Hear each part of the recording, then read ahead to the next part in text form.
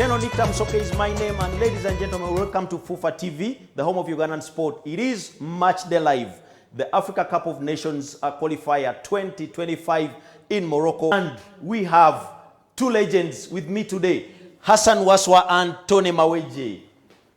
Welcome, guys. The man from Niger. Yes, my man from Burkina Faso. How is my paper? Good. How was the flight? Flight is okay.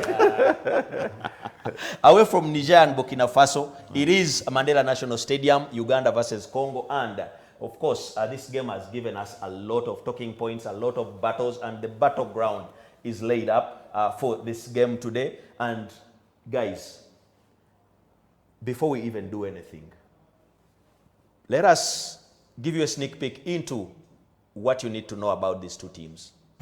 The stage is set for a thrilling showdown as the Uganda Cranes take on familiar foes, the Congo Red Devils, in their highly anticipated home debut for the 2025 Africa Cup of Nations qualifiers.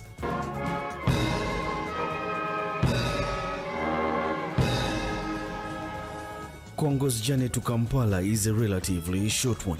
A mere 1,838 kilometers separates the two nations, a stone's throw in continental terms. The Red Devils will be looking to make the most of this short trip as they seek to turn the tables on their hosts. History is on Uganda's side, with the Red Devils having suffered two consecutive defeats on their previous visits to the Mandela National Stadium. Just outside the final third, good passing, lovely movement, and a beautiful goal!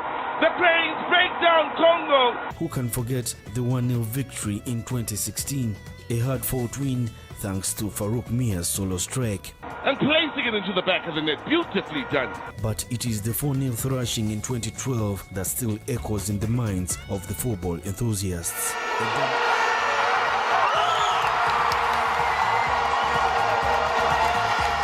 A dominant display that saw Ande Mwesigwa, Godfrey Warusimbi, Geoffrey Massa and Emo Okui find the back of the net in a spectacular show of force.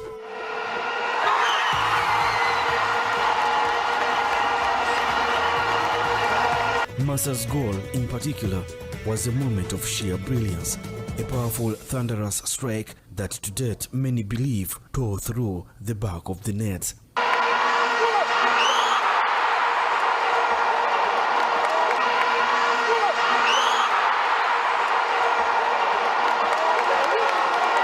However, Congo comes into this match with a renewed sense of purpose, having won their opener against South Sudan thanks to a solo strike from Turkish-based midfielder Masanga Matondo that sent them top of the Group K pile.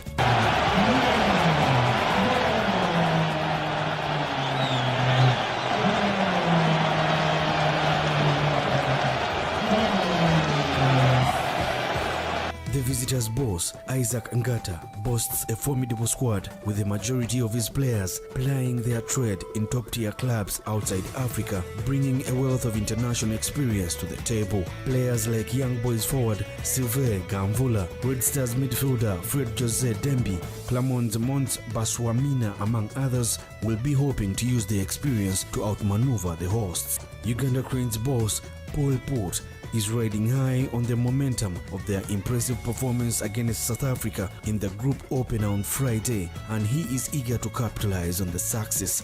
You know, if you can sign before the game to play a draw in South Africa, I think everybody will be happy and jumping. So, of course, in the second half, 1 minute or 2 minutes to play, and you have 2-1, it's hard, it's painful. But this is also part of football. However, Port is too aware of the dangers of complacency, knowing that Congo's recent form and the foreign-based talent makes them a formidable opponent. The stakes are high. The flight in the airport is not that easy.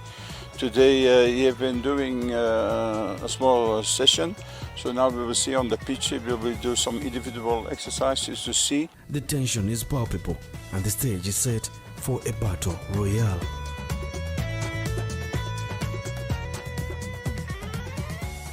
Welcome again if you've just joined us. It is the Afcon qualifier match at Mandela National Stadium, Uganda versus Congo, and you've got a chance to get to know about these two teams. Of course, it's not an easy ride, but football being what it is, we are anticipating a very sumptuous game. And the legends that we have tonight, Hassan Waso and Tony Maweje, happened to have been in all the games that you've seen there. 2016, the 1-0 result, and then 2017, the 1-1. Tony and Hassan, how was it? Let me start with you, Tony. How was it to be part of that, and what exactly is Congo from your perspective? It has always been a very, very hard match between Uganda and Congo. I remember in Nambole when we hammered them 4. Before we even scored those goals, it was so hard, especially in the midfield. They were so tight coming to pressing up in the midfield, and after a while we got over them, and I remember even when Geoffrey Massa scored that thunderbolt shot, and it tore the net. Yeah. It made headlines all over.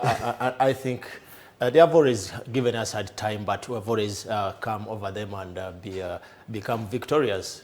Congo is a team that has come with a lot of players from abroad, and even the team that we played, that remember we had lost.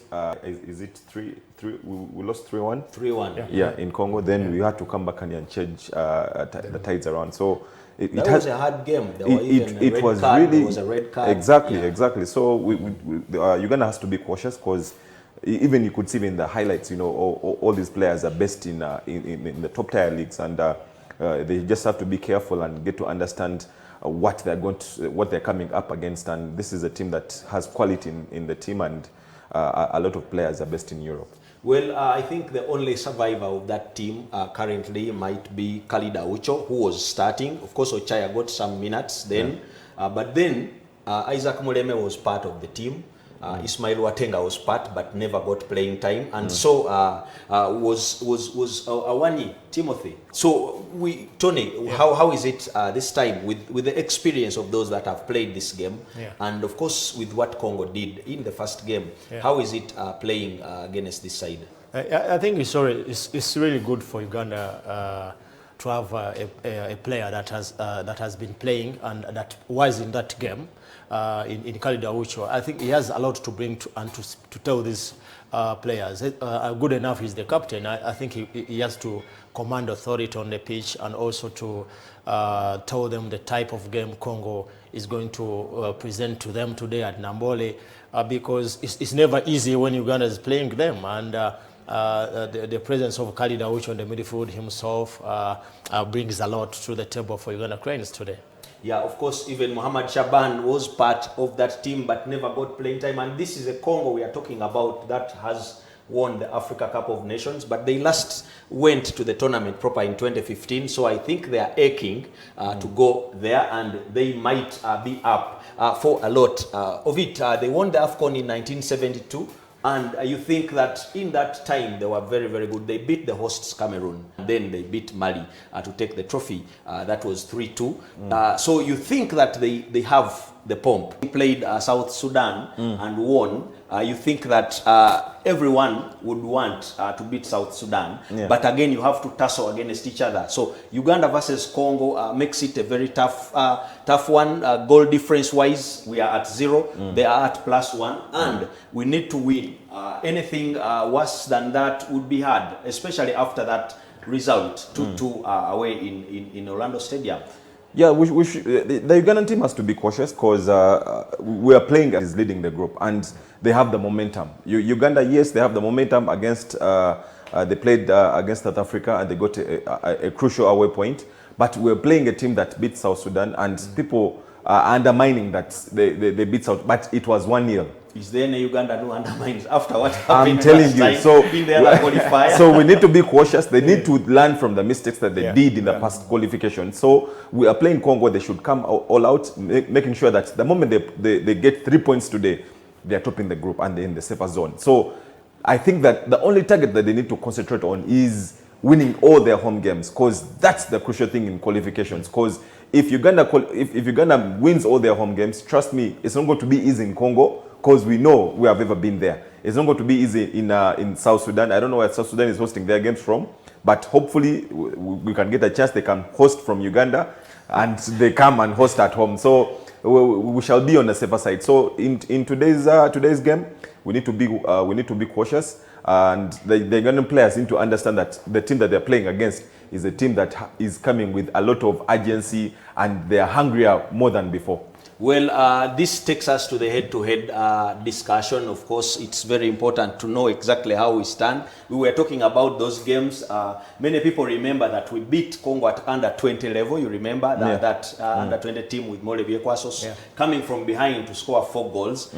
Is that the kind of game we should play like we did with the youth team, or the South Africa way? You know, the national team is way different from all these junior teams, and when it comes to the national team, it's a different type of ball game that all these teams come with. So we need to understand how, and I know Coach Paul Put did his research, and he watched these people play, because all these games are on TV. So he has to come with a crucial game plan to understand how we are going to go ahead head-to-head with Congo, because it is a good team, and they need to understand how we're going to play against them.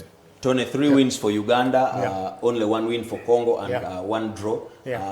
Should we look at stats? You normally don't want to look at stats, but they have to point something. Yeah, definitely. You can look at the stats, but most of the cases, the football is played on the pitch. You don't have to rely so much on the stats on that day. But I think the Cranes have to come all out today in this game, wanting to win.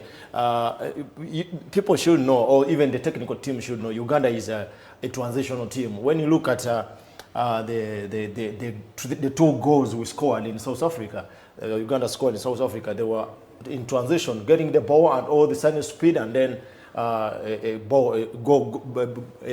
hard shots and then into the net. That's the type of football we have also to apply in this game. Get them on the break whenever you get the ball in transition, and then get goals, early goals. They are coming in home, and they are intimidated by that, and also that the Cranes is playing behind their fans. I mean, the environment in Nambole should push so much the Cranes to go and get a lead that we see them win this game. Hassan talked about the fact that we need to win all the home games, like it has always been in our qualifier. We normally won home games, and we struggled to get results away from home. Now that we started with the draw against South Africa, this is a must-win, because against South Sudan you would hope that we can win both games, but it's hard because it has many players that we know. How do you think we can approach this game? Congo also scored almost in similar fashion like we did. So how should we approach this game? Yeah, I think, Tendo, when you look at the previous game that we played against South Africa, you could see, we got back we allowed South Africa come to us. So I think even when we played against even Algeria at home, we let the visitors, dominate the game and all this. But we are home, you have nothing to lose. Take the game to them. And this is Congo we're playing. We're not playing South Africa, we're not playing anybody. We are playing Congo. It is a beatable team, and it is a team that we can handle properly if at all we get the right tactics from the coach. And I think Coach Paul Put has done his homework very well, because he knows this team, and he has been on the continent for a long time. And the players that he has in Uganda, these are players that are young players that are capable of turning the game around. And Uganda is blessed with talent. Trust me, Tendo. We need to have a short break and come back with more of the players to watch in this. It is Uganda versus Congo coming up next at the Mandela National Stadium. Match Day Live. We'll be back.